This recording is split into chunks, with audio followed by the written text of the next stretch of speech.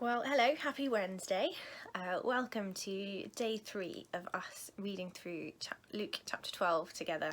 If this is the first time that you've joined me this week, what we're looking at as we read through Luke 12 is the idea of what's the heavenly perspective and what's the earthly perspective, and where do we find ourselves in this?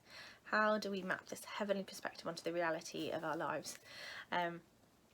And in my Bible, today's passage is subtitled, today's passage is Luke chapter 12, 22 to 34. And this is subtitled in my Bible as The Cure for Anxiety. And I don't know about you, but for me that feels like quite a high bar at the moment. I think particularly as we're coming out of lockdown and maybe the guidelines are a bit fuzzier than they were, they're a bit more reliant on common sense rather than anything kind of specific for us. That for me has been quite an anxiety inducing place to be, because I'm trying to work out what are my boundaries and what are other people's boundaries, and how do we do stuff in a safe way, and how do we do social distance but also sort of intervene in loneliness and overcoming that. So if anyone needed a cure for anxiety right now, I think that would be me. And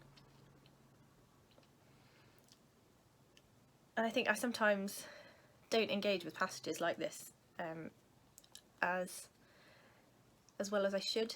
I think in some ways they're quite familiar, they're often quoted almost to a sort of greeting card level, do not worry about your life, and look how beautiful the wildflowers are, and not even Solomon in his splendour was dressed as beautifully as these.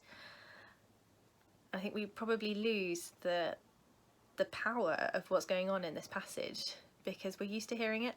We sort of skim over it like, yep, I know that, tick, and I'm not supposed to worry, I shouldn't worry, and that becomes like a heavy burden thing, almost shame related, because we're like, oh well, I'm following Jesus, so I shouldn't worry, and I should trust God for provision, and everything should be fine, should, and that's heavy.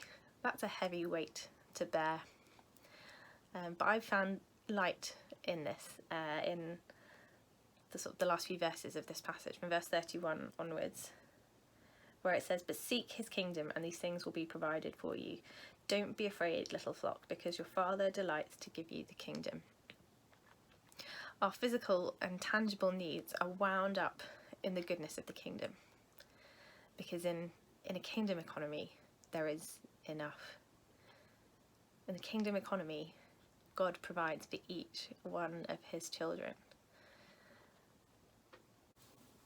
In the kingdom economy, we get to sell all our possessions and be impossibly, wildly generous, and know that there is treasure for us in heaven. There is goodness for us in eternity, in a way that nothing can be stolen, nothing can be taken from us. There's no coronavirus in heaven. It's not gonna, we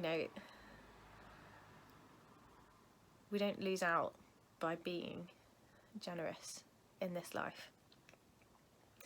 Because where our treasure is, there our heart is also. So my question for us today, just as kind of a thought to take into the day, is where is your heart? Where is our treasure? Where are we placing value at the moment? Are we living in richness and generosity towards God, or are we holding something back for ourselves? Where are we with this? Where is our treasure? So have a lovely day today, and I'll be back tomorrow.